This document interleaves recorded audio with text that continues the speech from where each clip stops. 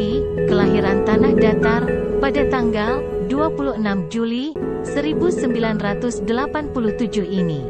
Mengawali karir sebagai penyuluh agama Islam, ahli pertama, di KUA Kecamatan Kapur 9, terhitung mulai tanggal 1 Desember tahun 2020 lalu. Ayah 3 anak ini, berbekalkan pengalamannya mengajar 10 tahun di pesantren, usai menyelesaikan studi S1-nya di International Class, pada jurusan Tafsir Hadis, IAIN Imam Bonjol Padang. Tugas pokok dan fungsi penyuluh agama diatur dalam Kepmenak RI nomor 516 tahun 2003, yaitu 1. Fungsi informatif penyuluh sebagai tempat memperoleh informasi berkenaan dengan kehidupan keagamaan. 2. Fungsi edukatif penyuluh sebagai orang yang diamanahi mendidik umat sejalan dengan ajaran agama Islam. 3. Fungsi advokatif penyuluh berperan untuk membela kelompok umatnya dari sasaran ancaman dan gangguan.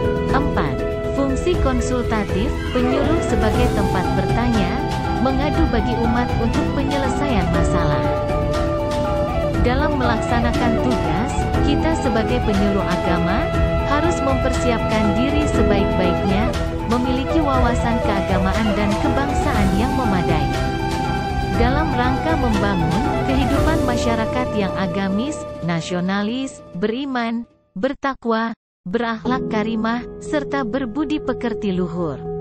Jangan lupa juga bahwa performan sangat penting dimiliki oleh seorang penyuluh agama. Hari ini, pendekatan kepenyuluhan harus berubah, tidak semata melalui media konvensional tatap muka, tapi juga mengoptimalkan media digital. Baik YouTube, podcast, fanspage, Facebook, Twitter, Instagram, TikTok, dan lainnya. Media digital menjadi komoditas baru dalam menyebarkan ideologi keagamaan.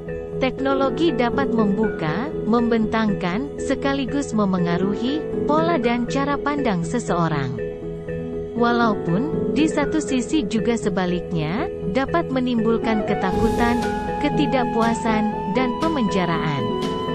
Maka, tentu hal ini menjadi tantangan bersama, dan semua kita perlu memberikan kontranarasi untuk melahirkan framing beragama yang substantif dan esensial, yaitu moderat dan toleran.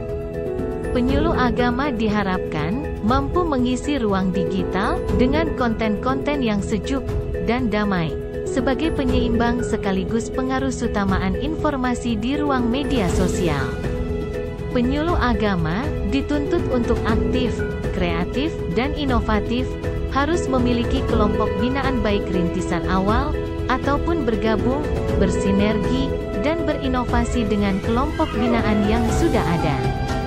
Adapun, bimbingan dan penyuluhan terhadap kelompok binaan, yang sudah dilakukan secara konvensional, atau tatap muka secara offline, diantaranya yaitu pembinaan keluarga Sakinah BIP 4, kelompok binaan Majelis Taklim Muslimin, kelompok binaan Majelis Taklim Fastabikul Khairat, kelompok binaan Rumah Tahfiz, kelompok binaan IKTD Kecamatan Kapur 9, kelompok binaan Majelis Taklim Al-Huda, kelompok binaan Majelis Taklim Mukhlisin, kelompok binaan LPKA, kelas 2 Tanjung Pati, kelompok binaan Majelis Taklim Baitul Amal, kelompok kerja penyuluh Kabupaten 50 Kota, pembinaan penyuluh agama honorer Kecamatan Kapur 9, serta dakwah ke daerah 3T, di Kabupaten 50 Kota.